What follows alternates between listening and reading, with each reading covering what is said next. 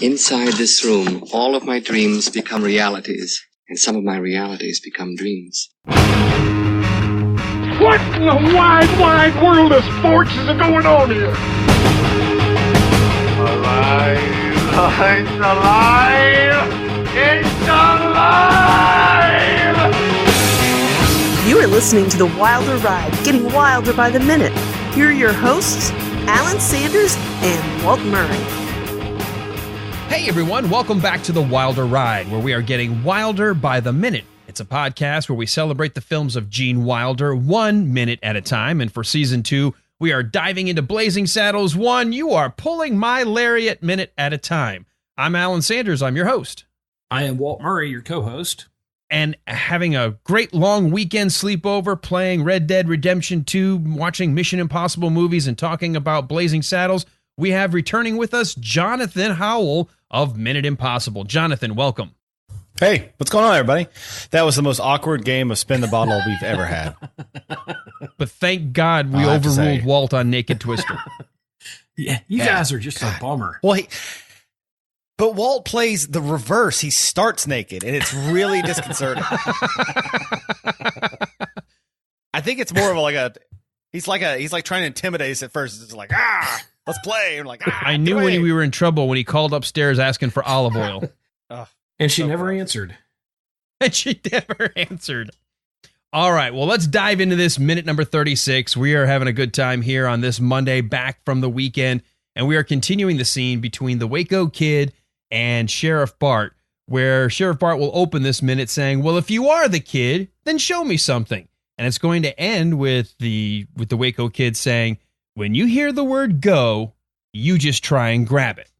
Now, in light of what we've just been talking about, I don't know what they're talking about grabbing, but I'm assuming we'll get to that by the end of this minute.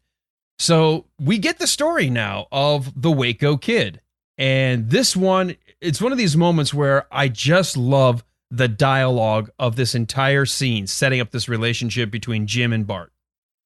Yeah, it's one of those scenes where this is where we're first going to learn that he's not just a miserable drunk.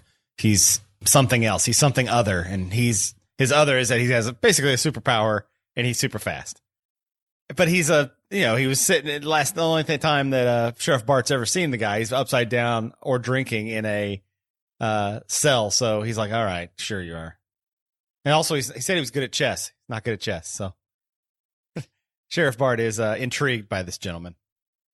Yeah, but I love the slow evolution of just across about 4 minutes of this movie that we get the entire backstory, but we do it in a way that doesn't feel like it's hitting us over the head. No. Like we don't have to see him out doing something earlier in the movie. There's nothing shows that he has this ability until we get this one scene and then we get a couple scenes later in the movie. Like there's no explaining it first. And then later coming back to us so the audience already knows yes, of course he has this power, this ability. I love that he's just like, and he's going to do it exactly from the room that they're in, this big sheriff's room. In his office, the sheriff. What do you call that? Is that the sheriff's office? It's the sheriff's office. Yeah. It's a building. Yeah, it's a building, though. Yep. The whole building's the office, right? Well, it's kind of the jail and his bed because his and his bed. Yeah, Sheriff Bart's bed's over behind Jim in that room. Yeah. Yep. And you've got you kind of got everything that the sheriff needs there. You've got his safe, his gun rack. You got a potbelly stove. Yep. I really made a note of all of the different things in the room. I really love the set dressing. I know, of course, they probably pulled all this stuff out of the Warner Brothers back lot, so it's not that big of a deal. But it looks really good. It looks like a stage play set, like any movie of that time set in this period. But I really like it. It's a lot of detail, and it doesn't look cheap. I assume at this point in 74, we were still shooting a ton of Westerns. So most of this stuff that was fabricated is still pretty nice. Well, even just the antique style of the furniture, the Sheriff Bart's desk has sort of like I don't want to call it like a lattice, almost like a little bit of just decorative edging along the front edge to keep things from falling off the desk. It obviously has a pull-out little drawer that has that chessboard suspended on it. You know, there's some ornate carvings on the far side of the desk. And then you look further back in the room, there's another desk where, I don't know, where a deputy might sit and fill out some paperwork. You're right. There's some really nice Old West feel detail to the furniture. And in a comedy like this, you don't have to do that. Like Lepetta Main's office is ridiculous. There's barely, it's just like some books and a bust and a desk, and it's goofy stuff. But then Hedley Lamar's place his office is really nice. I think it's funny how the set, obviously, again, they shot all this on the back lot of Warner Brothers. So these sets already were created. It's like nowadays when you use the Seinfeld New York Street set, the default New York street set that's everywhere in every backlot. That's what we have. At this point, all of the stuff was Westerns. So they had all this really cool Western gear. And that's the one thing I love about this movie is that everybody's wearing really interesting and fun clothes. The costuming is great. And the set decoration is really fun, which helps the movie because I'm not thinking about it. Like this is the first scene where you can see Cleavon Little's inseam, and those pants are awesome. They're like built-in chaps. Yeah, they're rider pants. They're really cool, and you don't get to see that until now. And I'm like, what a great detail. He could have just been in more of that velvety outfit that he was wearing earlier. More of a right. like a crushed. I mean, what else would we call that? Like a crushed velvet. It was velour outfit that he's wearing. It's ridiculous that you would literally rip through that if you ever got on a horse. Your legs would be like completely rubbed to the bone. But I love the leather inside of the pants. I love everything about this movie. But those attentions to detail shows that Mel Brooks wasn't just trying to make a goofy movie. Like when you look at Airplane has.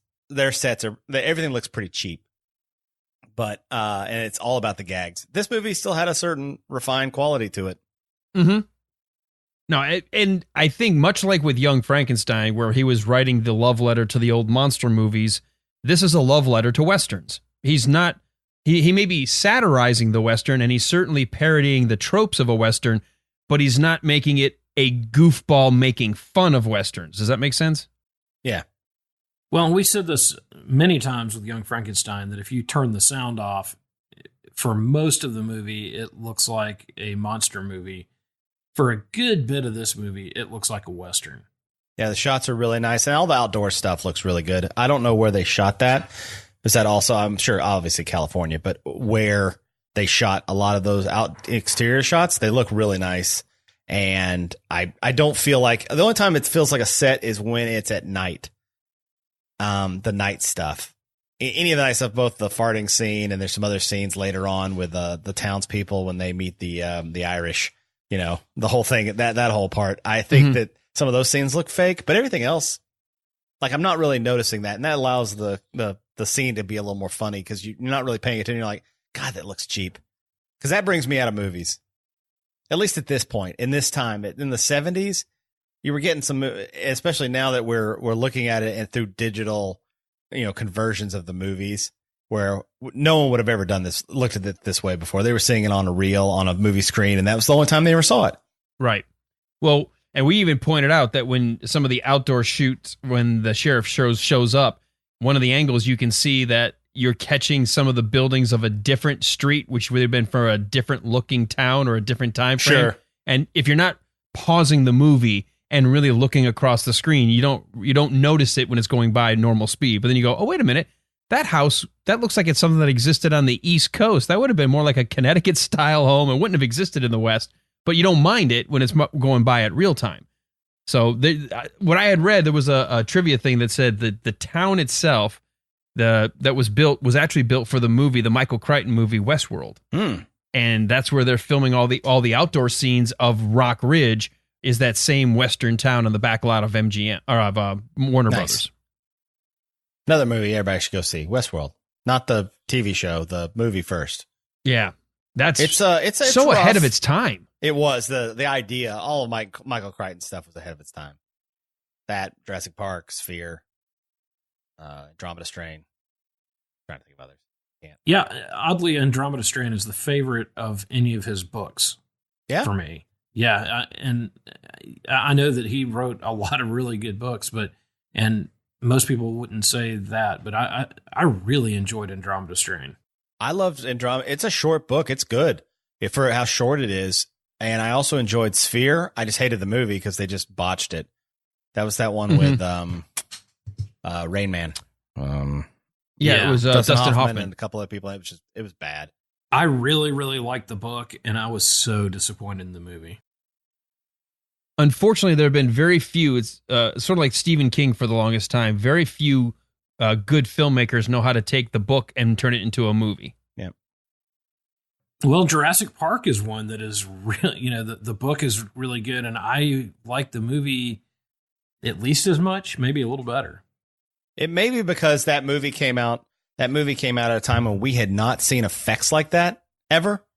And so not only was it a good book, and when we saw the effects, we kind of, anything that was changed from the book, we're like, I don't care because I'm along for the ride. I agree. Yeah. All right. Well, let's get back to the, since we're talking verisimilitude, that thing that keeps us locked into a movie. And I'm like you, Jonathan. If you do too many cheesy things or too many things just seem like haphazardly thrown together, you lose me in the movie. I kind of go, come on, guys. So I do like the fact that Mel Brooks did create a Western. I mean, 95% of this movie is 1874 Old West. Yep. And there are a few things that you allow for because it is a comedy, but for the most part, you could use these exact same sets and costumes for any cowboy movie. Well, we get a visual gag here with the Waco Kid, and it's another one I just absolutely love. Gene Wilder, so steady and focused. He's not mugging. He's not hamming it up. He just says, he goes like, well, show me something. And he's like, all right, look at that. Well, if you're the kid, then show me something. Oh, well, maybe a couple of years ago I could have shown you something, but today, look at that. Steady as a rock. Yeah, but I shoot with this hand. See, I knew you wasn't no Waco Kid. You was just pulling my lariat. And he pulls his right arm up very slowly. And Cleavon's like, steady as a rock. And then he does the thing with his left arm. And he's like, yeah, but this is my shooting hand. Like, shake. I shoot with this hand. Which is funny because his holster is on his right side. And he's right-handed. He does shoot both guns later in the movie. But you'll see in the minute, well, Jonathan won't, but we'll see later this week, that he actually does use his right hand to catch the chess piece. Oh, that's right. Yep, goes in his right holster. I think he's playing a little with the sheriff, but at the same time, it's a beautifully funny moment because I keep looking like, okay, well, what am I supposed to be looking at? His hand looks steady, and Cleavon Little's like, look, steady as a rock. He goes, yeah, but I shoot with this hand. He comes flopping up, and I have done similar things with my kids and stuff, and like, oh, I can't do anything right now. I'm like, why? I'm like, well, look at my arm. And like, well, it's steady. And yeah, but this is the arm I play with. I'll just do this exact same thing. Like, Dad, you're being dumb. Well, when they, under the age of 12, they all thought it was funny. Then they didn't. Oh yeah. Then they changed. They turned into monsters. Brooding monsters. They, what's the old Mark Twain line? When I turned 14, I was amazed at how dumb my dad was. And by the time I turned 21, I was amazed at how smart he'd become. Yeah. I can relate. I don't think my kids can yet, but I can relate. Yeah, my kids, no way. Not yet. We're not there yet. I am only just now, with two kids getting ready to graduate from college, just now when they come home, we can have like adult conversation, and I don't feel like I'm going to be bogged down in drama or know-it-allism. We actually have good conversations. It's like, oh my gosh, they're little tiny adults. It's awesome. Now they need jobs. Yeah. Now they're like, yeah, I don't want to talk to my dad. I'm going to get bogged down in drama and childishness. My dad does a stupid podcast where he breaks down movies 1 minute at a time. What a waste of time. Oh. He doesn't get paid for it. They go to their friends. They're like, oh dear Lord, he put out another episode today. He started texting me. Did you listen? Did you listen? Did you listen? What'd you think? I was like, just leave me alone. I'm in college. I listen to entertaining things. Why would you break down a movie 1 minute at a time? That's so stupid. Why don't you break down a movie somebody cares about? Not something from 40 years ago. It's because the new Infinity World movie is going to be 3 hours. That's why nobody's breaking it down a minute. You just called it Infinity World, you old man. Oh, you did. It's Endgame. Whatever it is. I get my movie titles mixed up in my head. I just call it The Reason I'll Have a Second Mortgage. You know, the movie with the superheroes and everyone died. You know, strong man and Green guy. and dude with the glove. Oh, the glove Hammer man. He had a purple MC face. Hammer. I don't know his name. What's with Grimace on steroids? I don't get it. Well, that's okay. We're in Walt's wheelhouse right now. We're talking about a film from 1974. We're all good. Yes. Oh yeah, the Fantastic Four. I remember well. You saw Blazing Saddles when you were 27 years old, didn't you? I saw it in graduate school.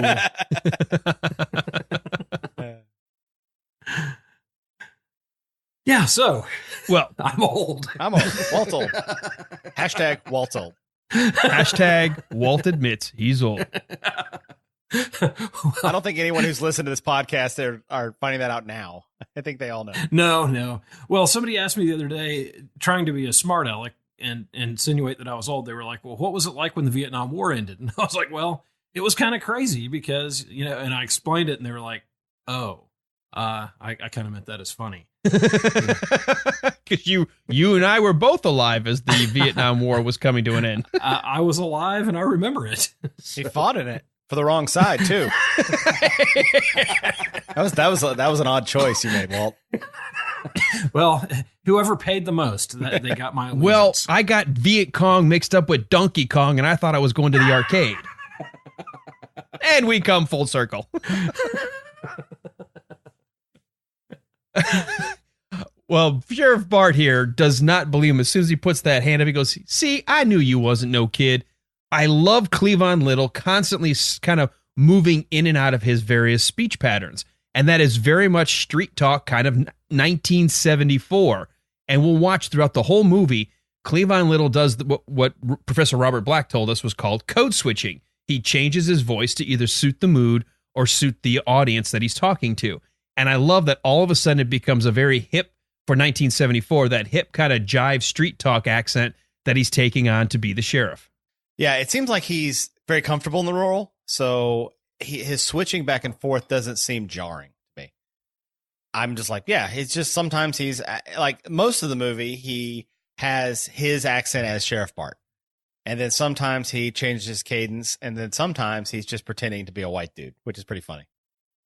Yeah, it's all over the place, and yet it works because we never get the sense that what's wrong with the actor? Can't he figure out his voice or his speech pattern? It just works because he's always adapting to his surroundings. Candygram for Mongo. Mm-hmm. That's a perfect example. He takes on a different role, different cadence, different tone based on the situation. Because he's being all these different characters. The point of the movie is how ridiculous this is. So when he's in peril is he like Sheriff Bart. Every other time, like when he's wooing Lily von Stupp, he's a different person. He's a little more laid back. Each person, it's different. And I do like it. And he's always endearing. I like him throughout the movie. I mean, from the first scene at the railroad all the way to the end, I really like his character and I like the way he plays. Yep. I got a question for both of you with this joke coming up next when he says, I knew you wasn't no kid. You was just pulling my lariat. What did you think he was saying, or what do you still think he's saying there? You're supposed to think leg, but I thought dick. So Okay.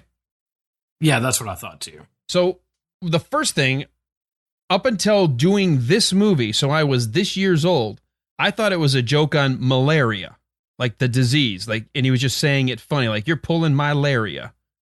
But he's not saying my lariat. No, he's saying lariat. Lariat. Which I don't hear the T, and maybe it's just because I'm getting to that point where the high syllables die. But a lariat is a rope. It's a lasso. Yeah. So you're pulling my rope. Hey, pulling my rope. Well, yanking my chain. Yeah. Yanking my chain. Well, yeah. I think that Right. in 74, yanking my chain was probably a euphemism at that point. Oh, I think so.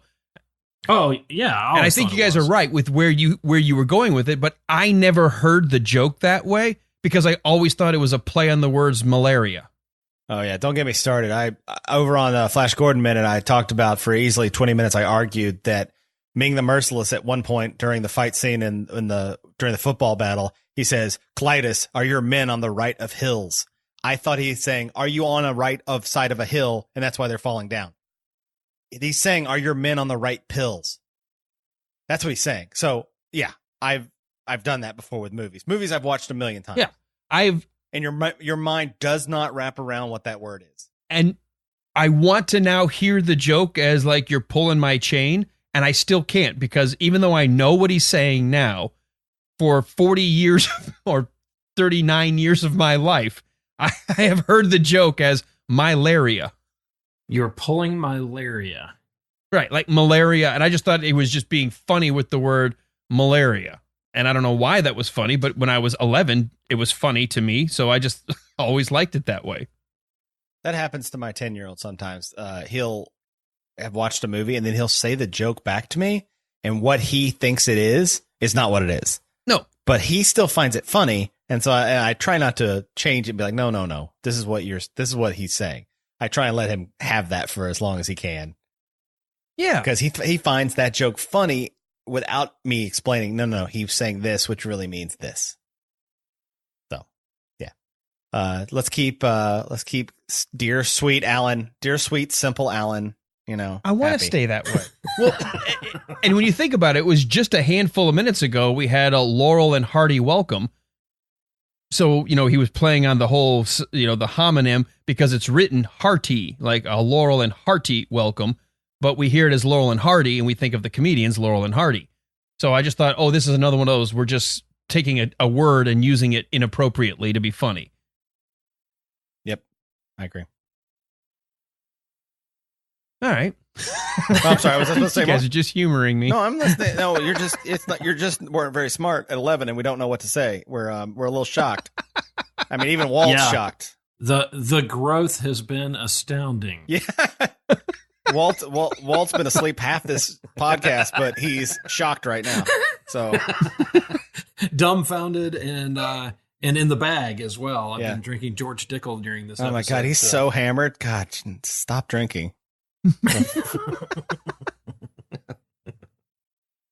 So an ad lib or a change on the set is one of my favorite things that I love to quote no matter what. When my wife has asked me to do something or I'm being asked to prove something or whatever, or somebody doesn't believe what I'm saying, or they don't think I've got the right facts and I'm just arguing and I just go, "Oh, dearie dear." You do that? That whole Jim, I do that all the time. Oh, dearie dear. That is a Gene Wilder style platitude. I love it. He's such a sweetheart that would, oh, dearie, sweet. It just seems like he would say that. That feels more like him than written for another actor. I was just thinking the same thing that you couldn't write that for another actor. No, you're right. And the way he comes across with it, it just works. It's genuine. It's from a place where he's just like, "Oh, you don't believe me, do you? Okay. Dearie dear, okay, let me show you something." It's just it's perfect. I got a question for you guys. Where did Sheriff Bart bring the chess set with him when he moved? Was it? I think it was already in the sheriff's office. That's what I would assume too. Really? Yeah. Okay. All right. I just don't think in 1885 you would have, that level of thought. I don't know. They are bored a lot, I'm sure. I'm sure being a sheriff in a relatively quiet town is boring. Like, not much is going on during the day. Oh, yeah. Well, yeah, even in busy cities. So I'm going to pull a little bit of my what knowledge I've got from, we do a show on our, we have a Western historian. We've got a Smithsonian world-class museum in the town where I live. And it's called the Booth Western Art Museum. And there's a historian there. And we had him on the show earlier. And we do a segment once a week, Stories That Won the West. And we talk about the Old West. The sheriff, more often than not, only worked a couple of months out of the year because that was usually when all of either the cattle drive was done and everybody got all their money to come into town to gamble and go to the whorehouse or do whatever, to bathe, to eat, to splurge all their money. Or when the miners that were working in the gold bust or the silver mines, when they were they would have a couple of months of the year, they would get sort of all their money and they'd go into town, and the sheriff would be really, really busy for those couple of months. But for the most part, a lot of times the sheriff would have to have a second job or do something. And a lot of them, as you saw in the movie Tombstone, the guys would try to figure out how to run either the gambling out of a hotel or maybe even manage a hotel, so that way they would have an alternative source of income for the many, many months where they weren't really doing anything as sheriff. Really? Did they do it to fill the time or for money? Did they not pay them when they weren't busy? Both. It was more about filling the time, Okay. but you would make a lot more money helping to manage the faro tables than you would being the sheriff. But being the sheriff while doing that also allowed you a certain amount of, like this guy won. Well, who are you to say I'm the sheriff? He wins. Right. He had the better cards. You're like, okay, sheriff. It would also probably helped quell before things even started. Just having that. And I would have to imagine with that much downtime, maybe the sheriff did tend to be a little bit more educated or came from places where he might have a chess set to be able to just while away the time playing chess, or then going to the casino or the local, I guess I don't want to call it a pub because that's not what you call it. The local saloon. There you go. And run a faro game. So I don't have a problem with the chessboard being in the sheriff's office. All right. No, I would say they probably had a variety of things to pass the time, because you can imagine sitting there overnight with a drunken in cell number 2. You've got nothing to do but make sure that he makes it through the night. I'm looking up board games from 1800s. 1800s. Well, chess was around definitely. Oh yeah. Risk, life, shoots and ladders. Basically, chess, checkers, backgammon. Oh yeah, that would make sense. Probably some of the. I'm sure if they had any Chinese people there, they would have some mahjong and some of the other games, probably. Mm-hmm. But yeah, for board games, I'm sure it was probably pretty. Well, they called it snakes and ladders at that time. And they played with actual rattlesnakes. Yep, they put them on the board. On the board. And you ran up the ladder to get away from them. That was how the whole game went.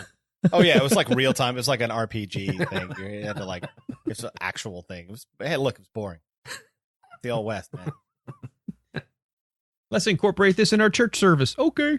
Well, the bad thing is, if you're the loser, you actually had to suck the poison out of the other guy's leg. Oh, that doesn't work, right? Oh no, yeah, I'm well aware. Yeah, they show it in movie after movie after movie, but that doesn't work. You can't literally suck the poison out of a wound. Yeah, we learned that last night while Walt was trying to play Twister. And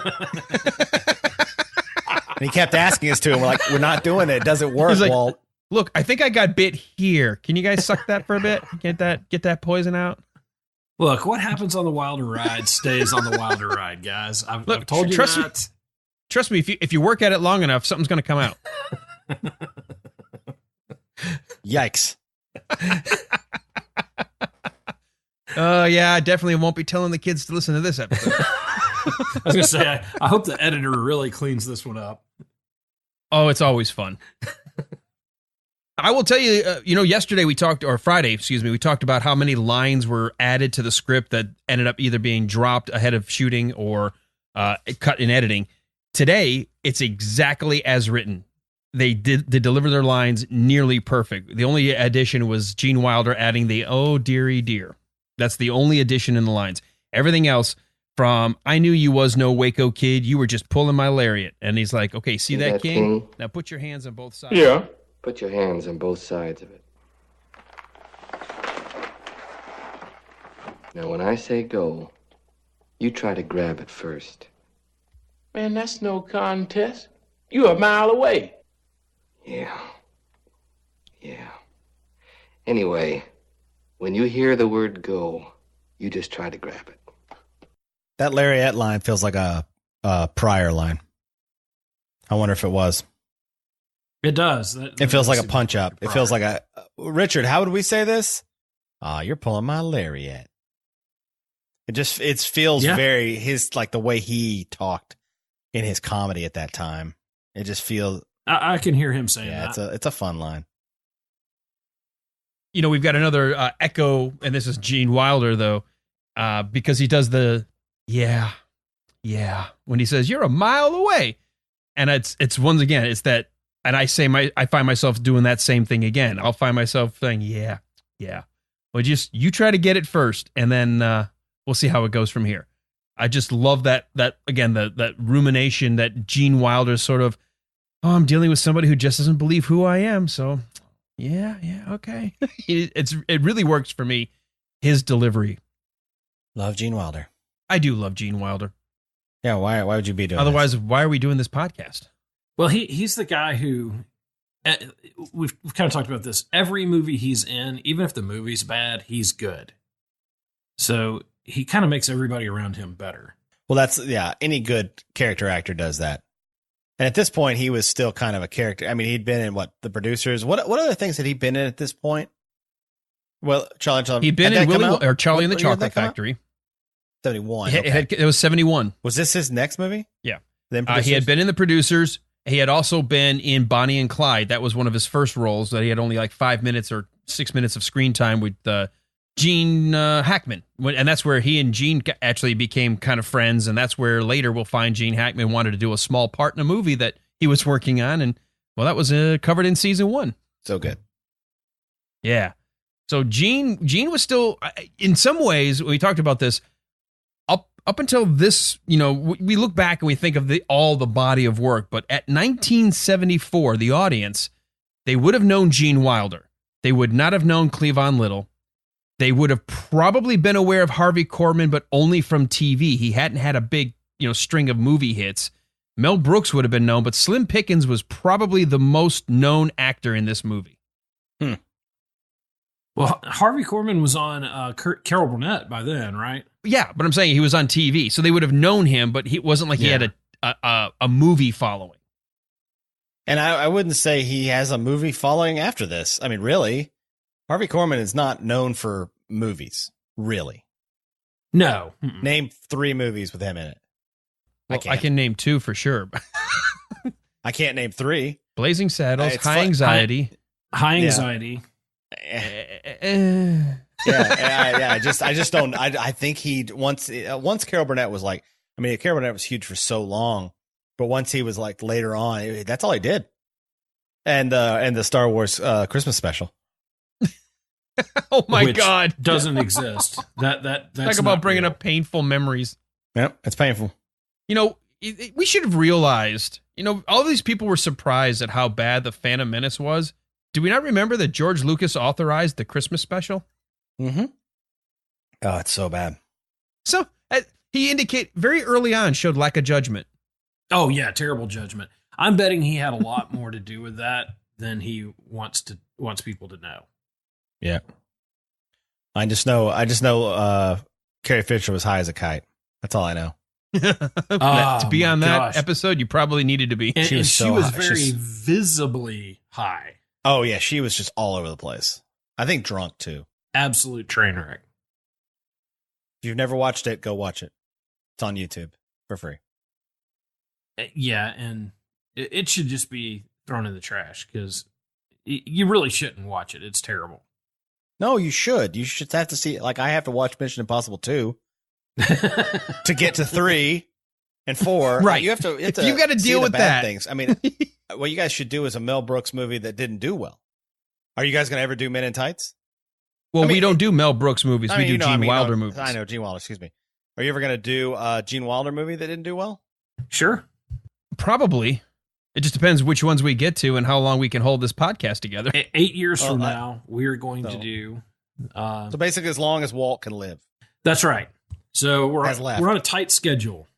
It's on his bucket list right now. He's going skydiving this afternoon, so... Yeah, I mean... Well, with Walt as my co-host, I mean, I might have to look for a new co-host before we can finish the Gene Wilder movies. Yeah, he's you'll getting have on. the first. Yeah, you'll be the first MXM podcast not to fire their co-host because they hate them, but to literally lose them to nature Right. when he's taken back to the mothership. We're gonna be inviting everybody to a live stream funeral event. Saying goodbye. Well, I just keep a set of battery cables right here to restart my heart about every 23 minutes. So okay, good. That's very Tony Stark of you from Avenger World. Wait, when was Infinity this? Was this post 1978? What? This Iron Man that you're talking of?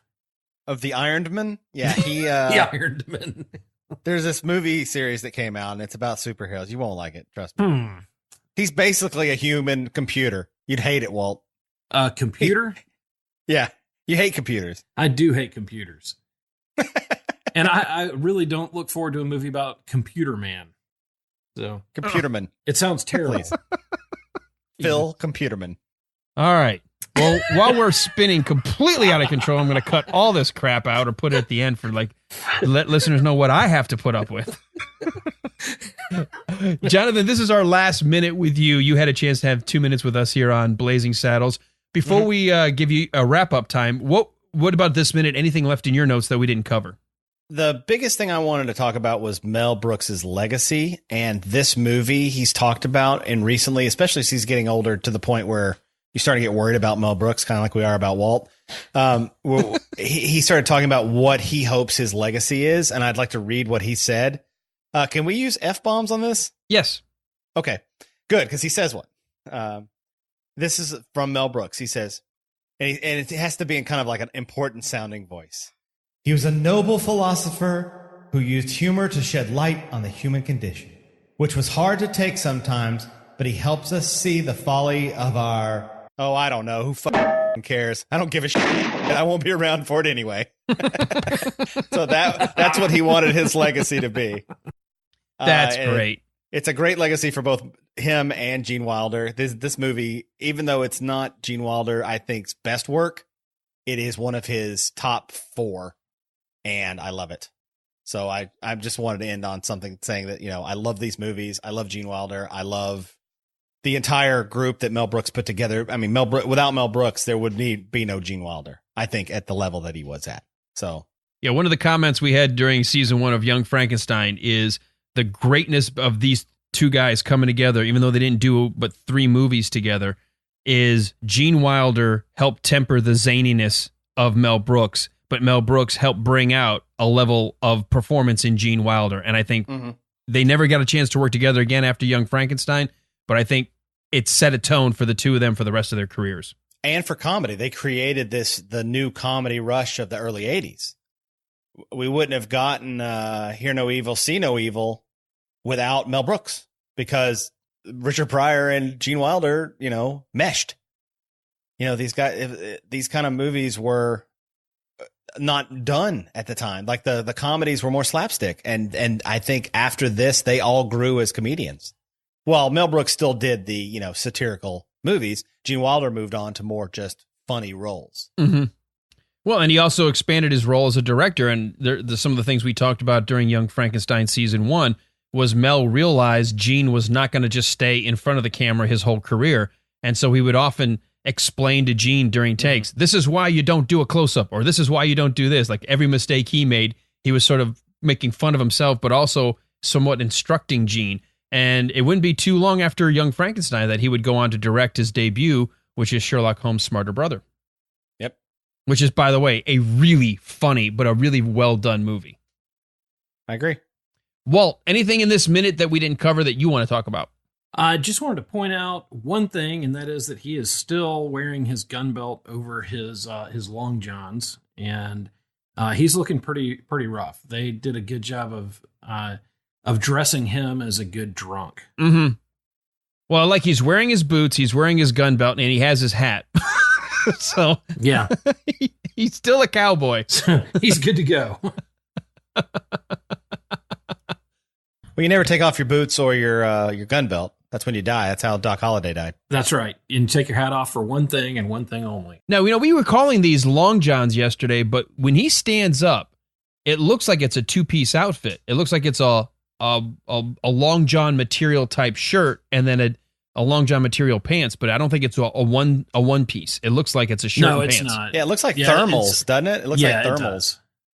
Yeah, it's okay. Because I know we were calling them long johns when we was just at the last week when we were talking about him falling out of the bunk and stuff. But now we can see clearly it is a two-piece. Yeah, to be technically correct, it's more thermals. Okay. They're still gross. They're dingy brown.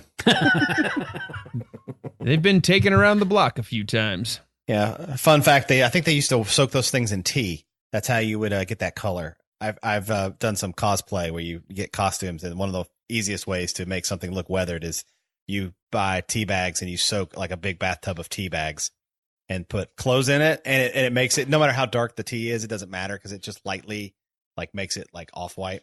Mm-hmm.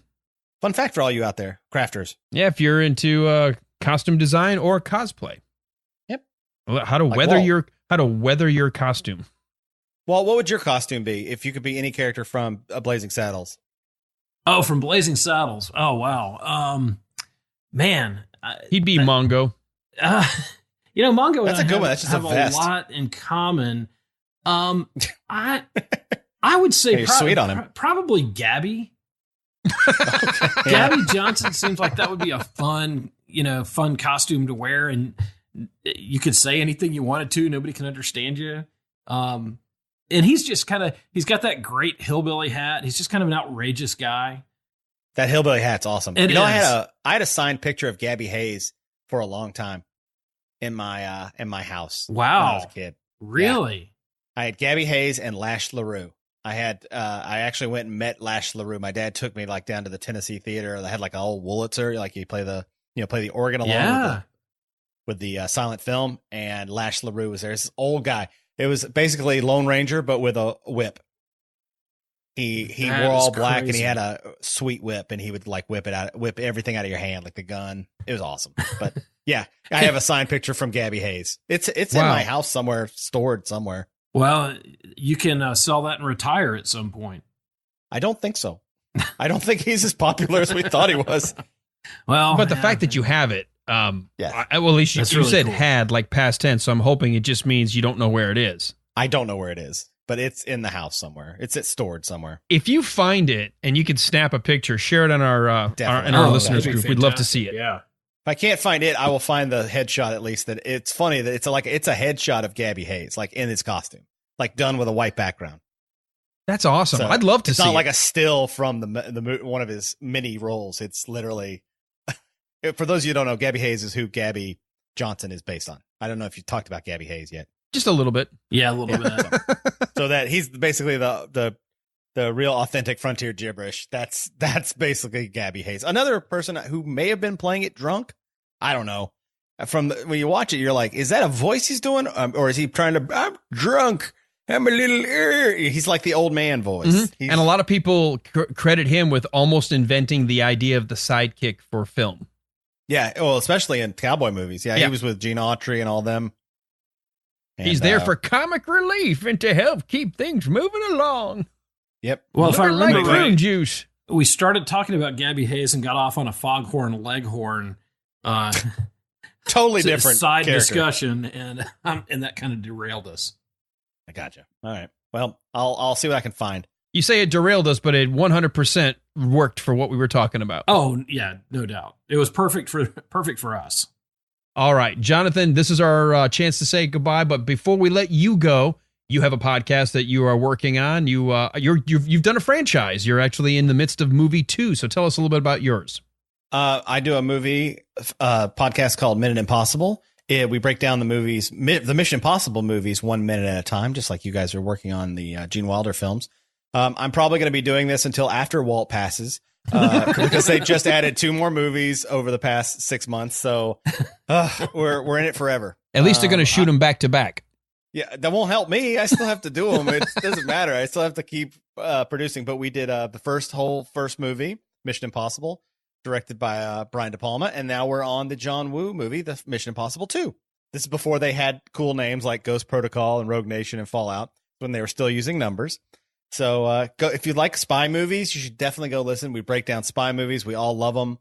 We talk about spy movies, Mission Impossible movies, how this movie started out as a spy movie and became an action movie franchise, and basically the durability of Tom Cruise as a human and the fact that he's older than Walt, we think, and able to do the things he's able to do is amazing. It's cool.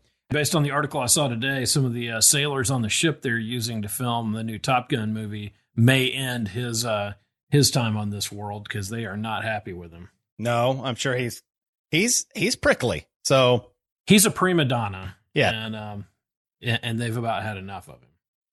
Well, one of the things I wanted to encourage folks that are listening now to go check out the Minute Impossible episodes. I had a chance to be on some of them, and one of the coolest things you guys do is you have what's called Tech of the Ep, where you get the guests to talk about, well, what in this minute was cool tech or cool technology or whatever. And sometimes it's the fireplace because there's nothing else to talk about. It's always a scramble. Sometimes, one time it was a chair. One time it was a bridge. We've had stuff because there's nothing in the scene because there's no tech. So one of our recent guests, Father David Mowry, actually a Catholic priest here in Chicago, came up with technique of the epnique. And what it is we, instead of going with just tech, we go with the technique used. So it's been professional courtesy and all these other funny things for instead when you're dying and have no tech, you can at least talk about some technique used in the movie. So that's fantastic because we actually just had Father Mowry on ourselves when Reverend Johnson had his Bible shot out from under him. Oh, that's great. Yeah, we had a great philosophical discussion about why would you treat a Bible that way. You're on your own. You're on your own. All right. Well, Jonathan, it's been a pleasure to have you. And folks, definitely encourage you to go out there and listen. I enjoyed season 1 and looking forward to the launch. Well, now that you're listening to this, we're already midway through season 2. Walt, where can people go learn a little bit more about our show? Facebook. Well, that's not what was on my notes, but you can go to facebook.com/The Wilder Ride and find out a lot about us, or you can go to our website, which is thewilderride.com. It is very easy for me to remember because of that. And find from there our links to our Facebook pages and all kinds of other stuff. Oh, also, I just wanted to announce that Jonathan Howell and I have decided we're going to start a new Movies by Minute show, and it's going to be on all the Phil Computerman movies. Oh, yeah, that'd be good. Yeah, so I think they already have it. You need to get on the Marvel Movie Minute. Otherwise, yeah, that would be the other place you could go. But the Phil Computerman Movie by Minute will be great. And I think you and I should just have a tech show, and I should just show you tech and then have you be mad at it and not be able to use it. It'd be awesome. That'd be a good show. That's a good podcast, right? I think that would be great. You could hear me say, "What the hell is this?" over and over. What the hell is this? Wi-Fi? Didn't Hedy Lamarr invent that? It's over and over and over again. Well, hey, as long as we're mentioning it, moviesbyminute.com, did you see that we're up to 120 different movie by minute makers? At least at the time of this recording. At least half of them are good. So at least half. Definitely go listen to them. At least half. Go listen to them. Yeah, we've got the Marvel Movie Minute and the latest one, the Into the Night Minute. Mm-hmm. So if you can't find something you're interested in there, you are really tough to please. You may not like movies. You may not like movies or laughing or having fun. You may think you like movies, but then you go look at that list. You're like, I don't like any of these movies. Then you probably don't like movies because they're like, it's the greatest franchises and movies of all history. Well, then what you should try is on there is listed the Pistols Shrimps Radio, which is two guys who know nothing about sports covering rec basketball games in LA. So that is definitely, if you don't like movies, try that one. So you're going to find something on there you like.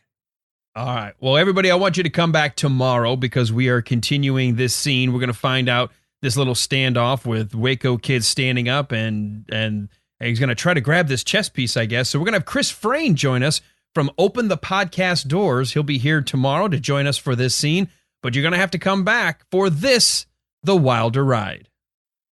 I would pay to watch you talk about technology with Walt. That might be a Patreon show that's worth a good $20. I mean, that's pay-per-view material. What do you mean I'm on Discord?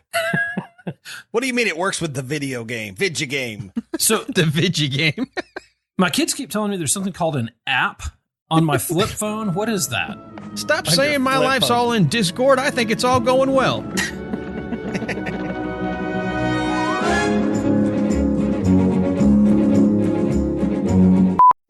Blazing saddle. I think you'll enjoy the early minutes because we talk about that theme song, and that song was made such an impact on me. I literally woke up in the middle of the night after that sleepover I talked about, singing the song. Like it's stuck in my head all night long, and I dreamt about it. It's awesome. And to this day, it's still. I'll just walk through the kitchen. I'll be just singing the lyrics, and it drives most of my kids, crazy. Like, Dad, stop singing the damn song.